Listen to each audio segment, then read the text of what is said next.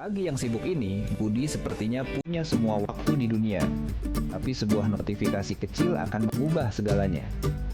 Satu kecurangan pandang, satu detik yang sepertinya tidak penting. Fokusnya terbagi, bahaya mengintai. Astaga.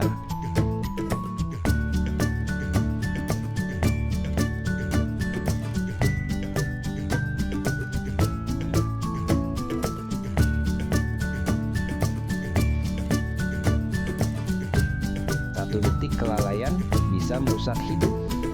HP bisa menunggu, tapi hidup tidak. Jangan biarkan HP mengendalikan hidupmu. Fokus saat berkendara, pulang dengan selamat. Jangan bermain HP saat berkendara. Di pagi yang sibuk ini, Budi sepertinya punya... Lihatlah teman-teman, alam kita sedang terluka karena sampah dan polusi. Tapi, apa yang bisa kita lakukan untuk membantunya? Dengan semangat dan kreativitas, mereka punya sebuah ide cemerlang untuk mengubah lingkungan mereka. Mereka mulai dari hal kecil, memilah sampah dan mendaur ulang barang bekas menjadi karya seni yang indah. Menanam pohon memberi kehidupan baru bagi alam. Setiap bibit yang ditanam menciptakan sejuknya untuk semua. Menghemat air dan listrik juga merupakan cara cinta kita terhadap bumi.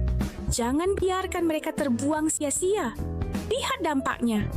Tindakan kecil mereka membawa perubahan besar. Alam kembali ceria dan makhluk hidup pun bahagia. Mulai dari hal kecil, mulai dari diri sendiri, mari kita jaga alam dan lingkungan kita agar tetap lestari untuk Jomada 144 Singaraja Bali. Selamat pagi pendengar, senang sekali saya Rizka Desiandra dapat menyapa Anda kembali pagi ini dalam dialog Hai Bali Ken. Dan tentunya pagi ini kami akan mengajak Anda untuk membahas terkait dengan isu terkini di mana mungkin masyarakat udah pada ngeh ya, karena beberapa restoran atau mungkin juga rumah makan yang menggunakan plastik, styrofoam dan lain-lainnya itu mengenakan charge untuk mereka yang misalnya take away atau dibawa pulang begitu ya, karena memang ada kenaikan harga plastik ya yang bisa dikatakan hampir 100%, bahkan ada yang mungkin sampai 150%. Dan kira-kira yang menyebabkan sampah plastik ini menjadi naik itu apakah memang menjadi regulasi untuk menyelamatkan lingkungan, dan kira-kira dampaknya untuk lingkungan seperti apa dengan kebijakan ini begitu. Kami akan mengajak Anda untuk berbincang pendengar bersama dengan owner Rumah Plastik Singaraja, Bapak Putu Eka Darmawan. Om Swastiastu Pak Eka, selamat pagi. Swastiastu. Terima kasih sudah hadir sebelumnya ya Pak Eka ya. Iya, di tengah kesibukannya menyempatkan diri untuk menyapa pendengar RRI. Beli Eka, ini mungkin menjadi salah satu kabar yang baik ya.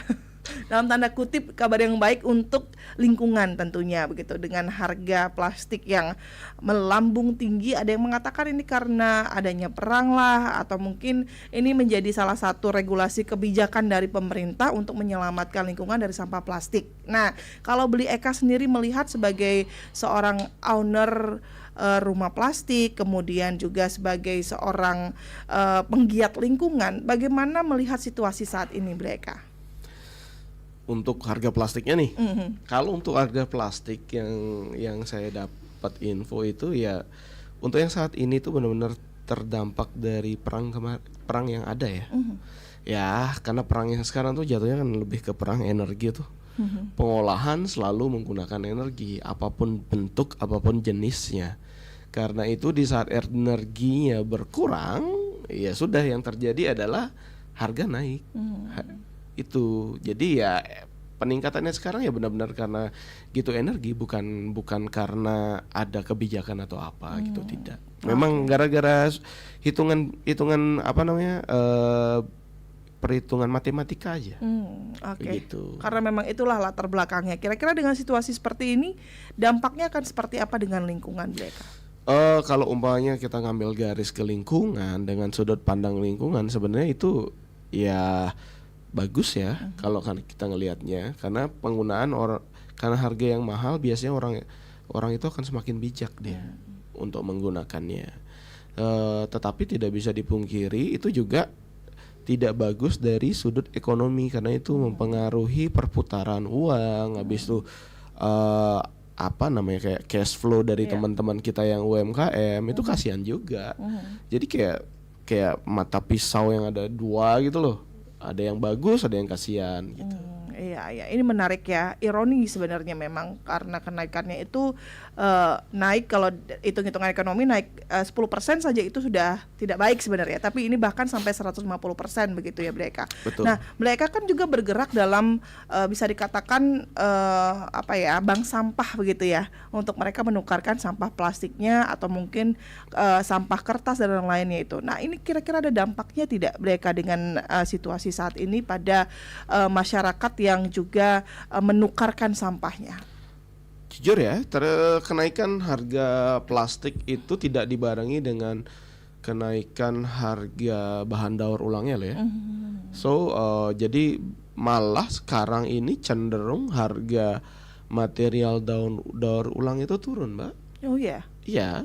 Jadi ya karena gini, dalam prosesnya itu material daur ulang kan memerlukan lebih banyak energi, Mbak ya, untuk diolah. Nah, karena masalahnya itu adalah di energi sekarang, jadi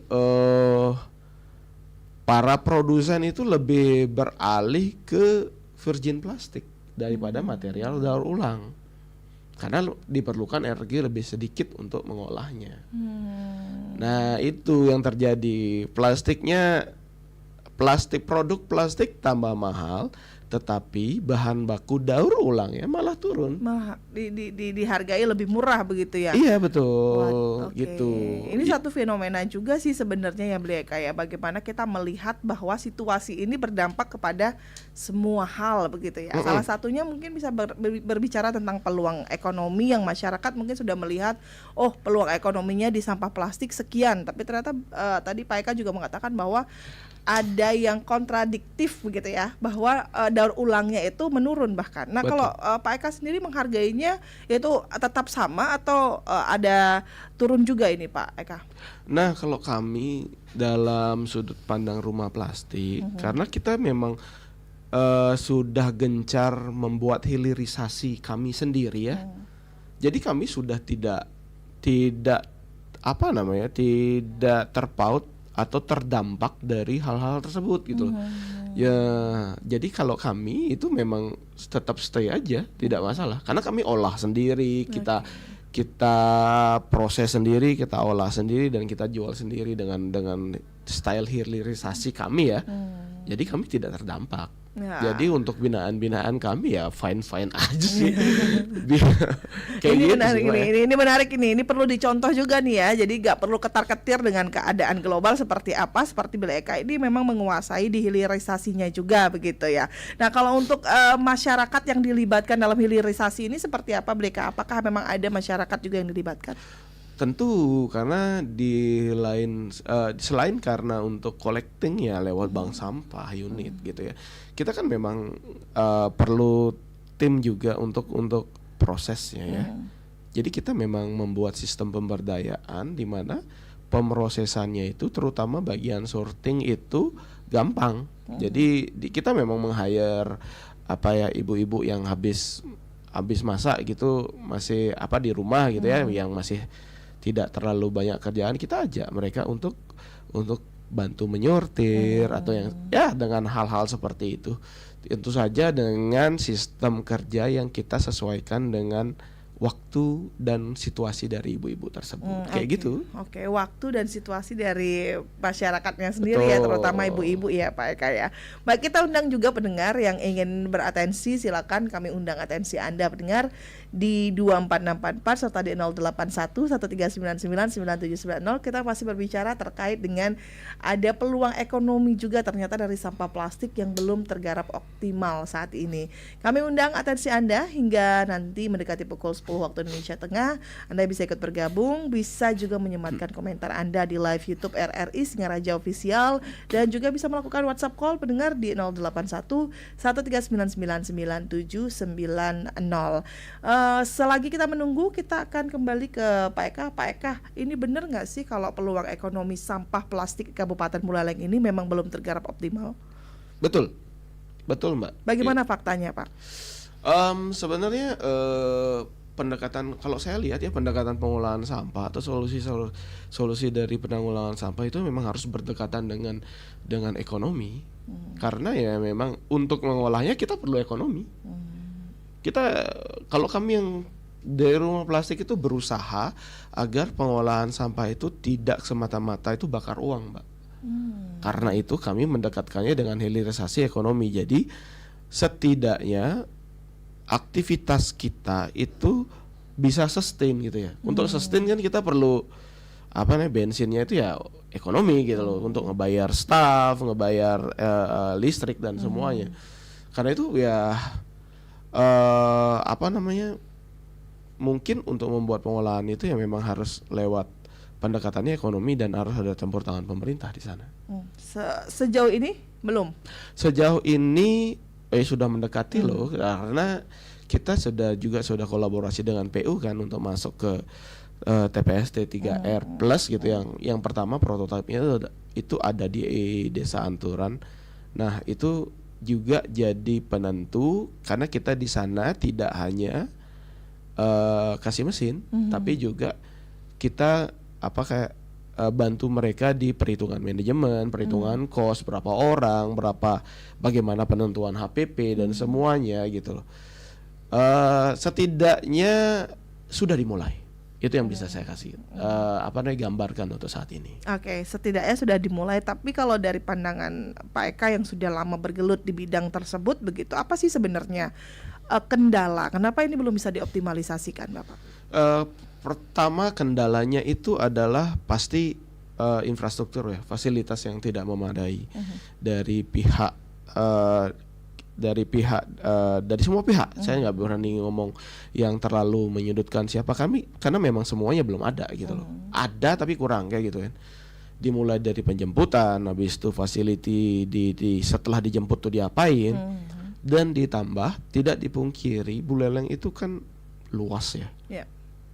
Karena itu infrastruktur yang diperlukan untuk dalam kasus pelayanan itu notabene lebih banyak. Itu jadi, dan pengadaan itu kan tidak mungkin sekalian, pasti perlu bertahap, ataupun perlu kolaborasi pentahelik dengan akademisi, dengan swasta, untuk ya tujuan utamanya ya beresin masalah itu dulu, beresin masalah utamanya, baru sambil kita ngomongin ekonominya gitu.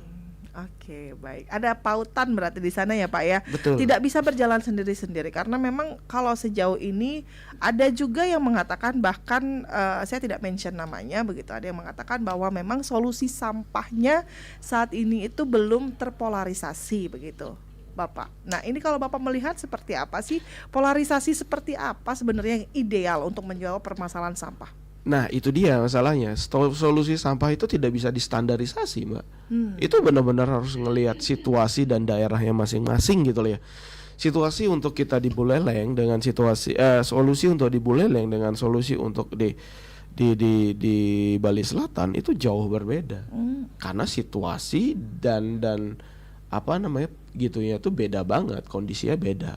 Contoh kalau di Buleleng, kita masih mungkin untuk melakukan pembuangan sampah itu di lahan kita untuk organik gitu ya. Lahan organik itu di tebe ataupun di belakang rumah atau di kebun. Ya tinggal yang gampangnya kan untuk tinggal. Saya tidak mengeneralisasi ya, karena pasti ada daerah-daerah yang tidak punya kebun gitu, atau rumah-rumah yang tidak punya kebun.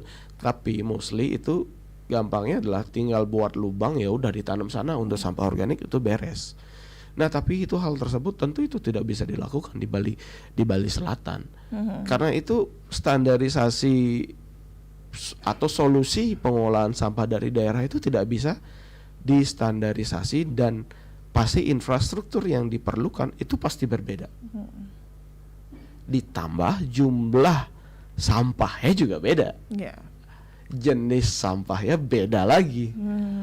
Nah, agak jelimet emang, tapi ya di sana seni ya. Iya, ini PR juga sebenarnya ya, Pak Eka ya. Betul. Karena memang kalau kita lihat, kita nggak berbicara Indonesia deh, kita berbicara Bali aja. Ini sorotan sampah itu udah sampai ke internasional bahkan begitu ya. Artinya ini permasalahan klasik ini hingga saat ini belum menemukan titik yang tepat bagaimana sih sebenarnya mengolah sampah yang baik dan benar. Seperti yang tadi Pak Eka katakan, memang tidak bisa terstandarisasi dari daerah satu ke daerah yang lain. Itu pengolahannya, kemudian bagaimana penanganannya itu berbeda-beda begitu ya Pak Eka ya. Tapi dari sekian banyak metode yang ada Pak Eka, kira-kira metode apa sih sebenarnya yang perlu mendapatkan perhatian deh dari pengambil kebijakan?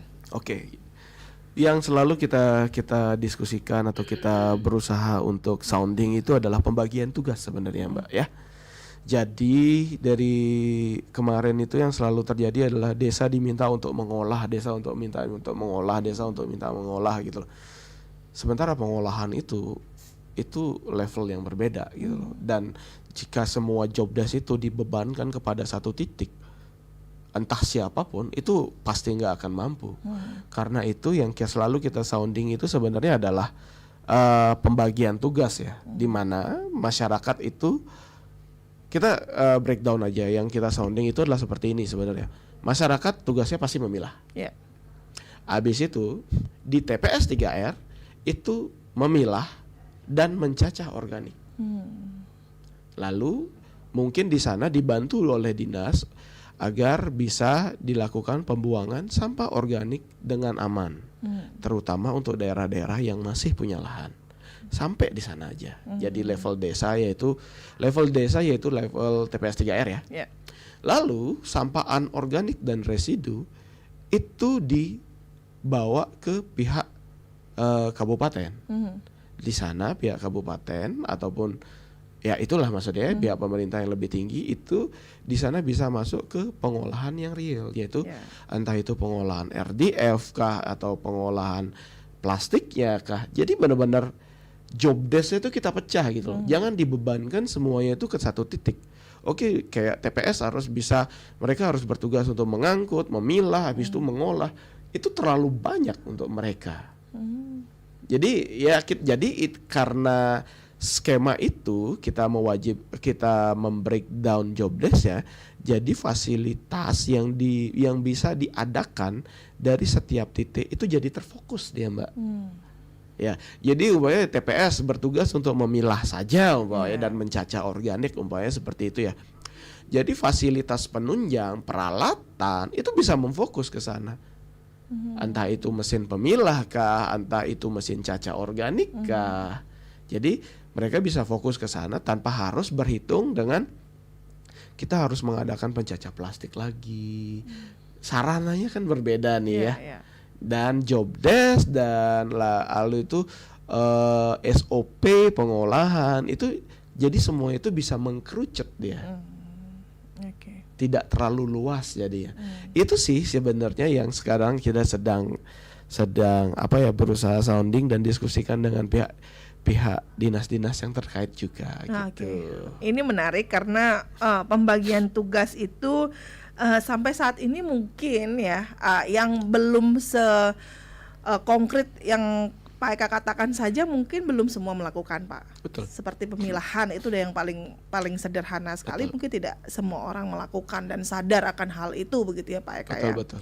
Dan untuk bisa sampai pada fokus yang tadi Pak Eka katakan mungkin ini juga memerlukan waktu. Tapi Pak Eka ada beberapa metode yang mungkin kita tahu sebagai masyarakat awam ya Pak Eka ya, seperti pengolahan sampah plastik misalnya menjadi karya seni. Atau misalnya menjadi barang yang bisa dipakai lagi. Nah, kira-kira itu work nggak? Atau itu bisa menjawab tidak permasalahan sampah? Nah, jangan dijawab dulu ya. Kita akan rehat sejenak dulu. Kita akan undang juga pendengar. Silakan untuk Anda yang ingin bergabung. Kami undang kembali atensi Anda di 24644 serta di 081 1399 9790. Kami undang di 24644 juga hingga nanti mendekati pukul 10 waktu Indonesia Tengah. Pendengar, Anda juga bisa menyematkan komentar Anda di live YouTube RRI Singaraja Official. Tetaplah bersama kami di Pro 1 RRI Singaraja, kanal informasi dan inspirasi. Di pagi yang sibuk ini, Budi sepertinya punya semua waktu di dunia. Tapi sebuah notifikasi kecil akan mengubah segalanya. Satu kecurangan pandang, satu detik yang sepertinya tidak penting, fokusnya terbagi, bahaya mengintai. Astaga.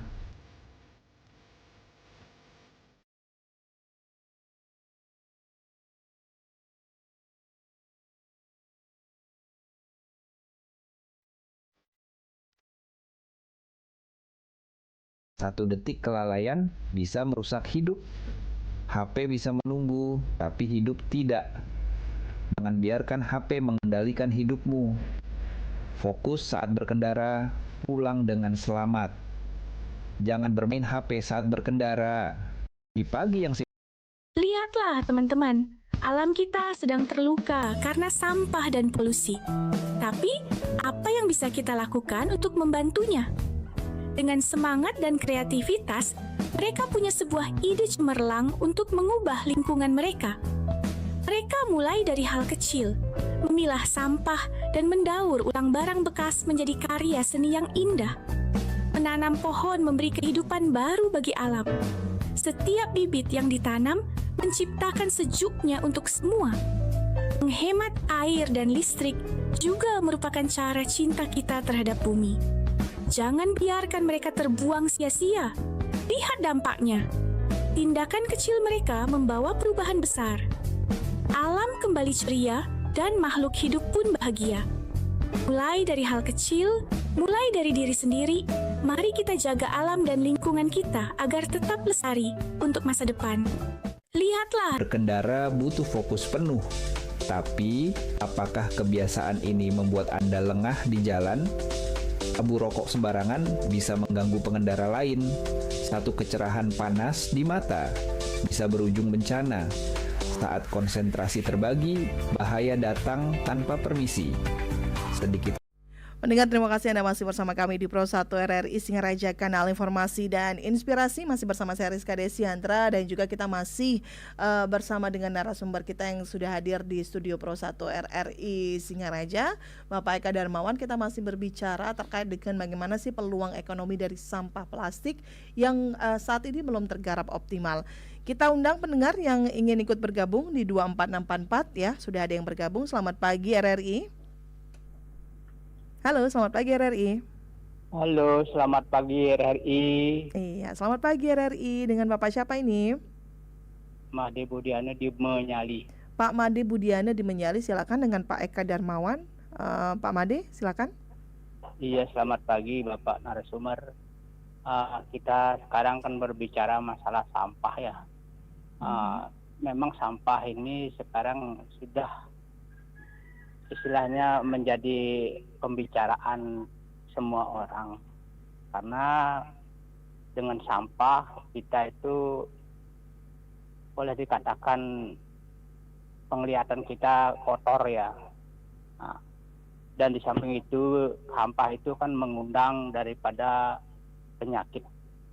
Nah, untuk itu mungkin untuk menanggulangi sampah ini mungkin kembali kepada kesadaran semua masyarakat yang ada, karena masyarakatlah yang menumpahkan sampah, dan nantinya kalau sudah sampah tumpah di tempat yang tidak jelas itu akan mengundang penyakit. Gitu. Begitu juga di pantai-pantai, orang akan berenang juga akan terganggu. Nah itu kita budayakan kembali masa lalu ya, lalu bapak-bapak kita dulu ini sampahnya dibawalah ke kebun atau ke sawah. Nah sekarang kita kendalanya sangat besar sekali karena sawah itu sekarang sudah memakai pupuk kimia. Kimia itu tantangannya memang. Tantangannya untuk petani-petani kita. Nah untuk itu mungkin sekarang sudah dibudayakan mengenai TPS itu. TPS itulah kan mengelola sampah itu menjadi organik gitu, pupuk organik. Nah, ini pupuk organik ini perlu disebarluaskan ke petani. Jangan hanya pupuk dari pusat itu aja disebarkan. Ya. Jadi pengelolaan sampah TPS itu kan tidak berguna, tidak berfungsi juga jadinya. Ya, tidak berfungsi jadinya karena hasil pengelolaan sampah itu tidak disebarkan kepada masyarakat. Justru istilahnya kemarin saya lihat dan dengar itu hasilnya dijual kepada orang lain. Nah, itu kalau bisa kan disubsidikan kepada masyarakat. Mungkin masyarakat yang punya kebun di rumahnya itu kan bisa diberikan secara murah lah gitu. Supaya cepat proses daripada sampah-sampah yang masuk ke TPS itu. Iya. Gitu, Mbak. Baik. Nah, mungkin demikian, mudah-mudahan kesadaran masyarakat kita tuh akan timbul dengan adanya sampah-sampah yang melimpah, karena sampah itu merupakan pembuangan sampah yang menampakkan penyakit dan kemudian juga kita hidup ini kan perlu bersih utama. Kalau sudah bersih semua butuh bersih ya. Itu mungkin dari saya. Baik, terima kasih Pak Made. TPS juga harus dikembangkan kembali. Pak Made Budiana dari Menyali, terima kasih atas atensinya. Beliau memberikan beberapa masukan yang Pak Eka ya untuk kembali ke cara-cara lama begitu. Nah, kalau Pak Eka sendiri seperti apa melihat fenomena saat ini? Apakah memungkinkan seperti apa masukan-masukan dari Pak Made untuk diadaptasikan dengan mungkin cara-cara yang lama, kemudian juga pembagian tugas seperti yang tadi Pak Eka katakan juga itu di-mention oleh Pak Made. Silakan Pak Eka bisa memberikan tanggapan. Oke, terima kasih Bapak atas tanggapannya. Nah, kalau umpamanya penggunaan dengan cara-cara lama itu tuh contoh nih Mbak ya. Kadang saya juga bertanya soal hal ini. Kalau umpamanya kita bikin pupuk dari sampah, pupuk kompos itu, petani mau nggak menggunakannya? Itu dulu nih. Yang pertama seperti itu. Yang kedua, hasilnya udah keuji apa enggak? Yang ketiga, namanya juga petani ya, kan pasti mereka kadang perlunya itu konstan, continuous gitu ya. Bisa dibuat continuous apa tidak? Selama itu bisa dijawab dan semua jawabannya iya, saya yakin baru tidak ada masalah. Itu sih, karena yang saya tahu saat ini petani itu sangat care banget dengan unsur-unsur yang ada di pupuk tersebut, entah N, P, K gitu ya. Dan lebih detail lah jadinya saat ini ya. Saya lihatnya kayak gitu sih. Dan berikutnya di saat proses kan namanya juga operasional pasti menimbulkan biaya. Biaya itu pasti kan untuk pupuk kan tidak mungkin gratis tuh. Pasti akan, apakah hasilnya itu pupuknya itu bisa dibeli dengan lebih murah sama atau ujung-ujungnya lebih mahal. Itu ya. Jadi karena saya tidak menjalani bagian organik itu, saya memang tidak bisa menjawab bagian yang itu. Tapi beberapa hal dari budaya kita yang lama itu memang sangat bagus untuk diterapkan saat ini untuk skala rumahan. Tapi kalau jatuhnya adalah penyelesaian dengan skala daerah yang kita harus berjibaku dengan 200 ton per hari, di mana kita harus untuk jadi kompos itu kita berarti kita itu minimal menunggu ya 45 hari, 2 bulan, 3 bulan kayak gitu ya. Nah, 2 ton. 200 ton loh itu. Kira-kira ya dari sana aja kita bisa ngelihat perkiraan investasi dan semuanya. Jadi kayak gitu ya. Mungkin kita perlu gitu yang lebih cepat lagi. Mungkin kita contoh yang kayak sekarang yang terjadi adalah adanya ya pembuatan tebu modern itu sangat membantu, lubang biopori sangat membantu skala rumah gitu ya. Habis itu di sana juga di TPS mungkin perlu diperhitungkan itu sanitary landfill, di mana kita cuma memilah, mencacah, habis itu kita buang langsung di kebun aja cacahan organik tersebut, habis itu kita timbun dengan tanah lagi. Itu proses-proses yang mungkin lebih cepat yang bisa menghandle sampah kapasitas banyak ya. Karena kita tidak berbicara kapasitas rumah lagi nih, kita berbicara kapasitas daerah. Tentu pendekatannya itu berbeda dengan pendekatan untuk menyelesaikan masalah sampah di rumah gitu loh. Dan untuk kesadaran, kita kan tidak bisa menjamin semua orang itu sadar. Tetapi masalah sampah datangnya setiap hari. Iya, betul itu. Nah, garis tengahnya di mana nih? Iya. Apakah kita menunggu semuanya sadar dulu baru kita bertindak, atau kita bertindak dengan possibility terburuk dulu saat ini dengan sampah yang masih belum terpilah, belum terolah gitu. Sambil pelan-pelan kita ngedukasi masyarakat untuk meningkatkan kesadarannya. Baik. Baik, semoga menjawab ya Pak ya. Betul. Dari Pak Budi di Menyali. Kita sapa dulu pendengar lainnya, ada Ibu Komang Ari Lastini. Selamat pagi Bu Ari. Mbak Rizka. Iya, Mbak silakan. Rizka, saya mau sharing-sharing aja. Iya, silakan dengan Pak Eka ini. Tentang TPA Mbak ya. Nggih. Terus saya lihat dua petugas itu dari dinas katanya. Mhm. Terus dia bilang yang buang sampah itu disuruh memilah-milah sampah dia, Mbak. Gitu. Oke. Dianjurkan supaya milah dari rumah gitu. Saya sangat mendukung itu Mbak, karena sampah di TPA itu berantakan sekali. Itu aja Mbak ya. Iya, baik. Pak Eka, makasih Pak Eka. Sama-sama Ibu. Terima kasih Bu Ari ya, luar biasa ini semangatnya. Ini tadi ada yang buang sampah, kemudian sama petugas disuruh memilah sampahnya sendiri. Nah, itu gimana Pak Eka tanggapannya? Bagus, sangat bagus. Itu memang tahap awal ya. Itu kan kita bisa bawanya ke ranah regulasi, tapi kan itu bukti kalau edukasi yang kemarin dilakukan itu belum semua menyentuh masyarakat. Karena itu sampai harus ada petugas yang memaksa mereka untuk memilah. Berarti masyarakat kita belum banyak yang belum sadar dan harus di-force atau dipaksa untuk sadar gitu kan ya. Dan itu memang tahap pertama sih. Tahap pertama sebelum tahap lanjutannya nanti dilakukan gitu loh. Tapi saya setuju.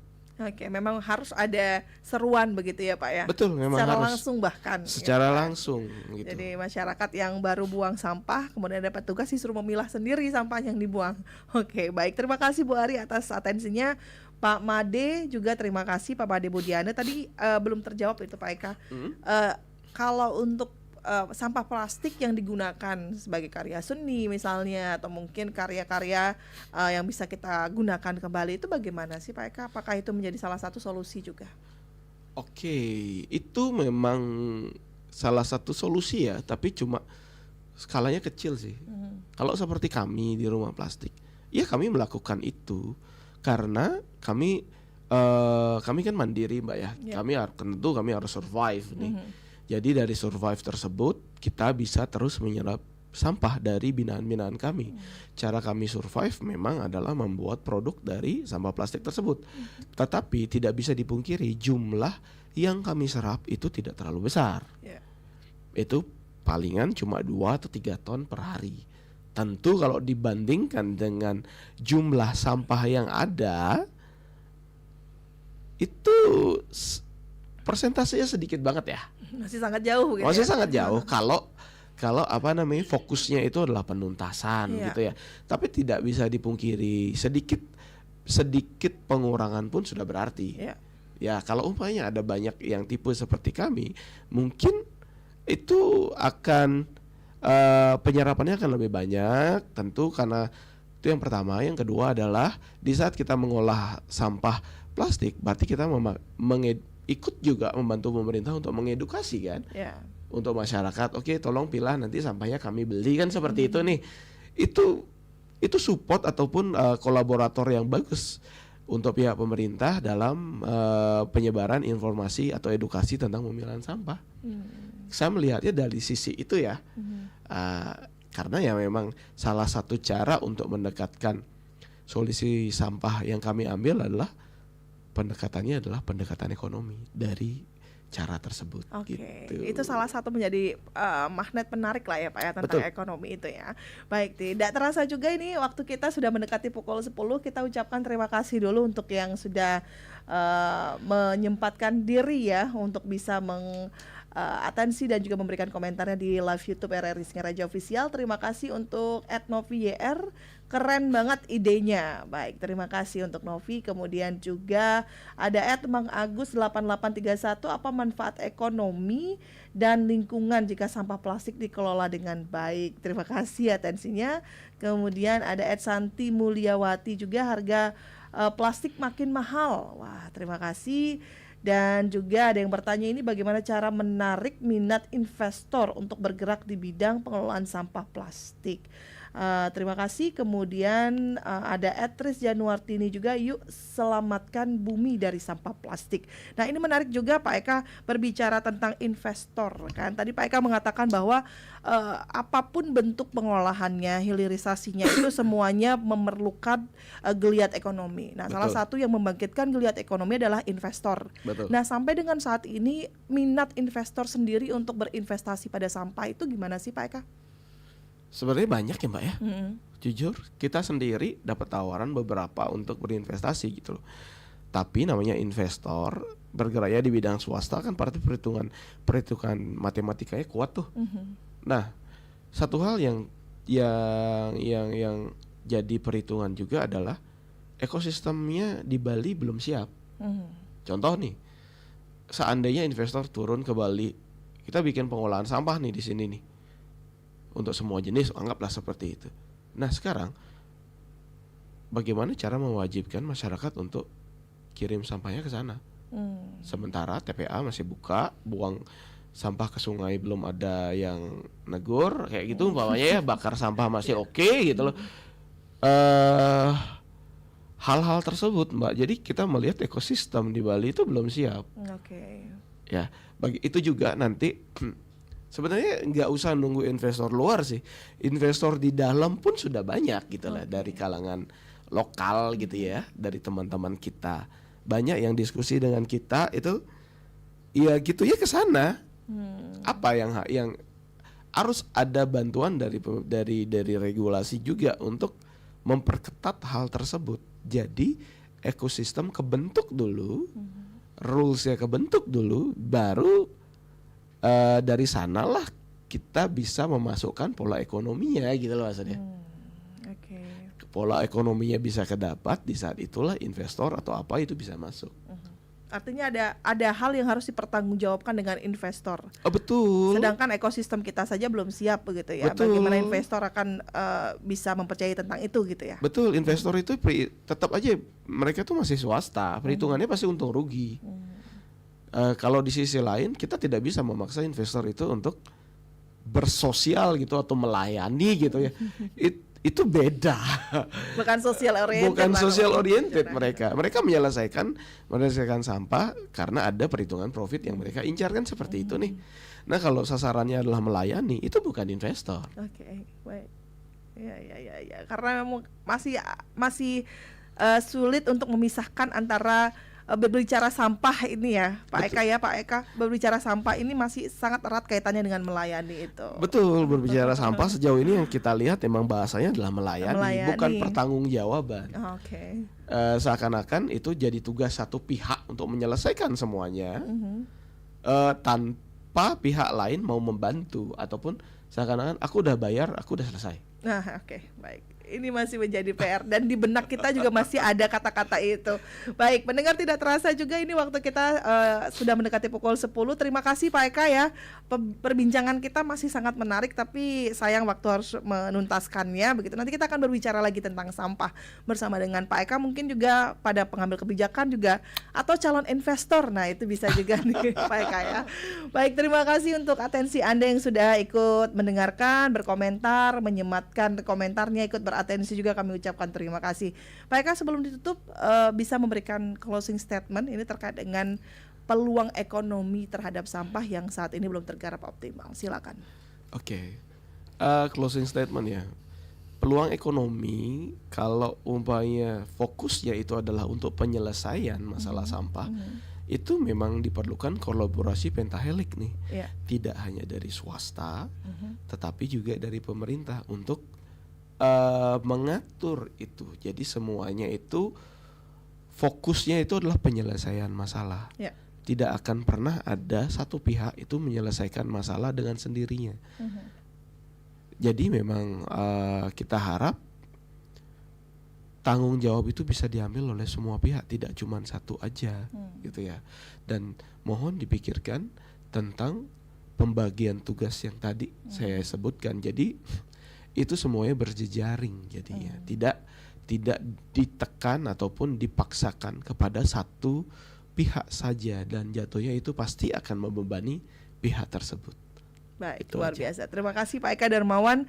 Dengan berakhirnya closing statement dari Pak Eka Darmawan tadi, mengakhiri juga kebersamaan kita pendengar dalam dialog Hai Balik Ken. Kita harapkan semoga Pak Eka berkenan untuk kembali hadir ya Pak ya, membahas terkait dengan isu-isu sampah lainnya dan isu-isu lingkungan lainnya.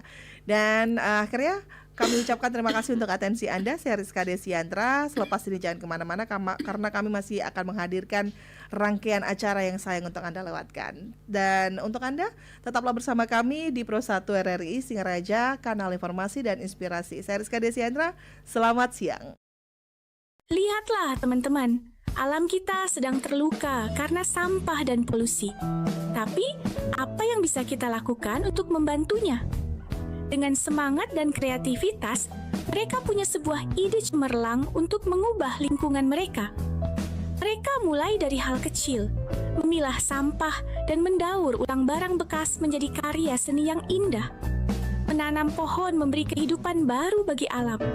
Setiap bibit yang ditanam menciptakan sejuknya untuk semua. Menghemat air dan listrik juga merupakan cara cinta kita terhadap bumi. Jangan biarkan mereka terbuang sia-sia. Lihat dampaknya. Tindakan kecil mereka membawa perubahan besar. Alam kembali ceria dan makhluk hidup pun bahagia. Mulai dari hal kecil, mulai dari diri sendiri, mari kita jaga alam dan lingkungan kita agar tetap lestari untuk masa depan.